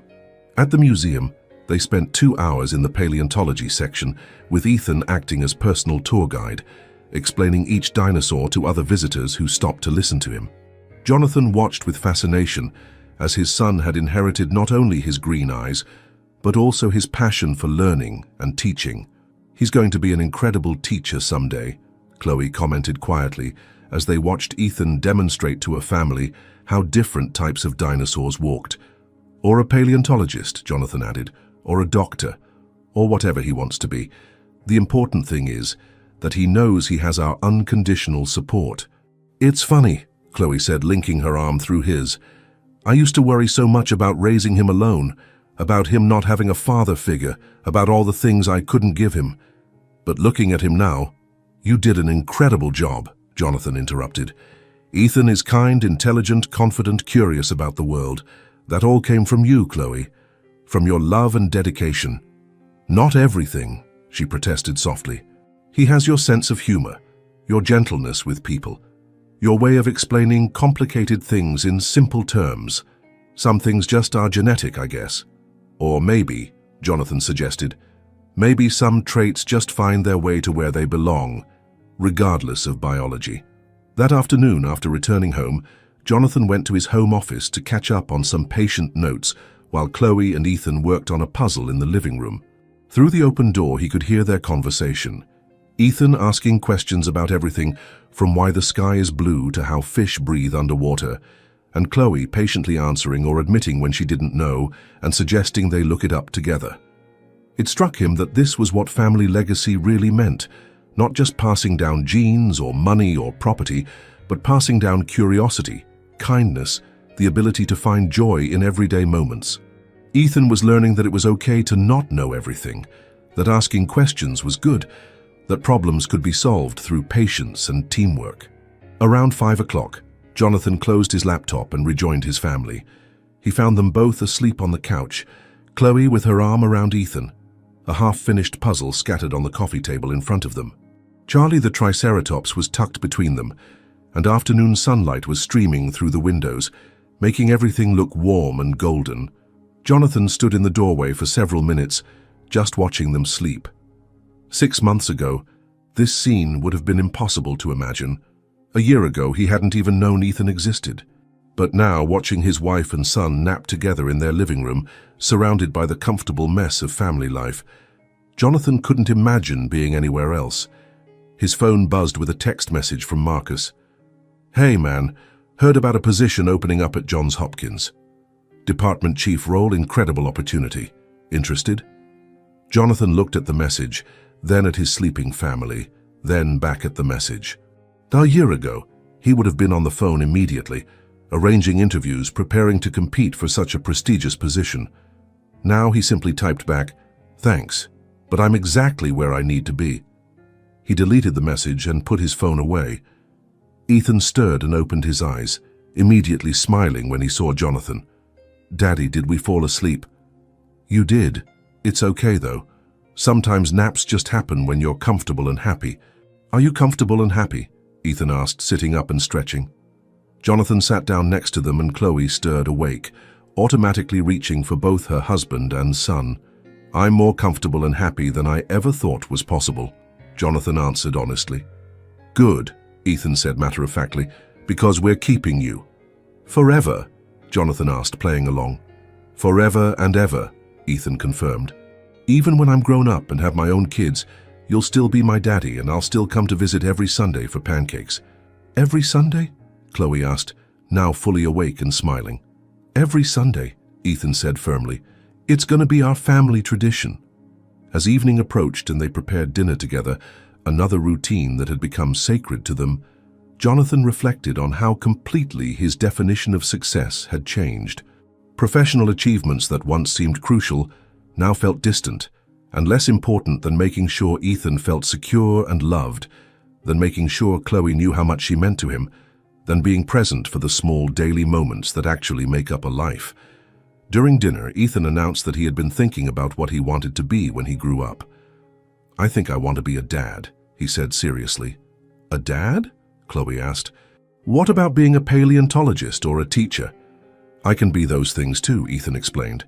"But mostly I want to be a good dad like you," he said to Jonathan. "Someone who makes pancakes and helps with homework and never makes promises he can't keep."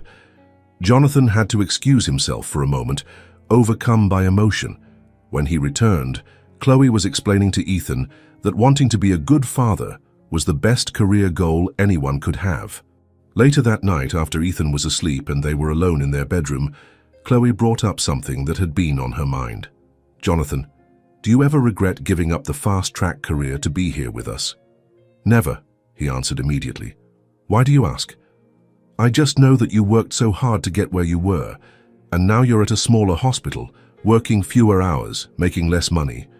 I sometimes worry that you might feel like we held you back."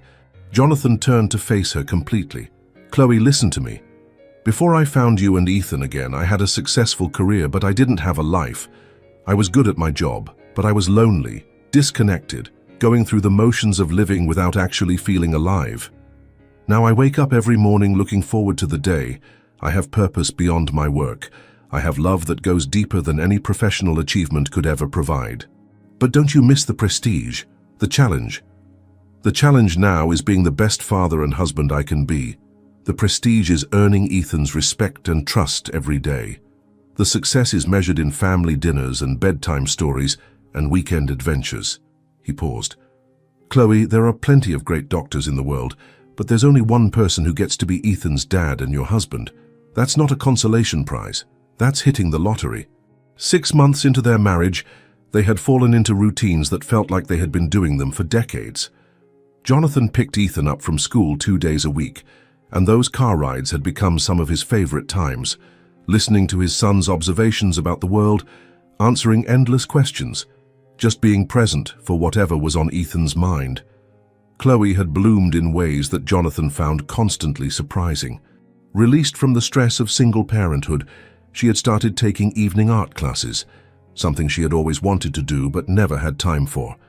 She was talented, and their house was slowly filling with her paintings, mostly landscapes and portraits of Ethan that captured moments of childhood with startling beauty. They had found a rhythm that worked, a balance that honored both their individual needs and their commitment to each other and Ethan. They were building something sustainable, something that could weather difficulties, because it was based on genuine love and respect rather than obligation or desperation. As Jonathan turned off the lights and settled into bed next to his wife, listening to the familiar sounds of their house settling for the night, he thought about how much could change in such a short time. Less than a year ago, he had been a different person leading a different life. Now he couldn't even remember what it felt like to wake up without knowing that Ethan and Chloe were part of his day. "Jonathan," Chloe whispered in the darkness. Do you think we'll be happy like this for a long time?" "I think we'll be happy like this for the rest of our lives," he whispered back. "And I think our happiness will just keep getting deeper as we grow older together. Promise?" "I promise." And as they fell asleep together, Jonathan knew that this wasn't an ending to their story. It was truly a beginning. They had built something solid, something real, something that would only get stronger with time. Ethan would grow up knowing he was loved and wanted. Chloe would never again have to carry the burden of parenthood alone, and Jonathan would spend the rest of his life making up for lost time by being completely present for every moment he was given. The family that had been broken before it could even form was now unbreakable. Not because they would never face challenges, but because they had learned that love isn't just a feeling. It's a choice you make every day, a commitment you honor through both joy and difficulty. And they had chosen each other completely and forever. Sometimes the most beautiful endings are born from the most difficult beginnings. Jonathan, Chloe, and Ethan discovered that a family isn't built only with blood or lost time, but with the courage to choose love every day, even when the past insists on collecting its due. They learned that it doesn't matter how many years you lose, what matters is being completely present in the years you still have ahead. And perhaps that's the true magic of love. Its ability to transform wounds into strengths, absences into presences, and second chances into first days of an entirely new life. Because in the end, we're not defined by the mistakes we make, but by the courage we have to fix them. If this story touched you, hit that like button, subscribe to the channel, and tell us, where are you listening to this message from? Your support is what allows us to keep bringing you stories like this.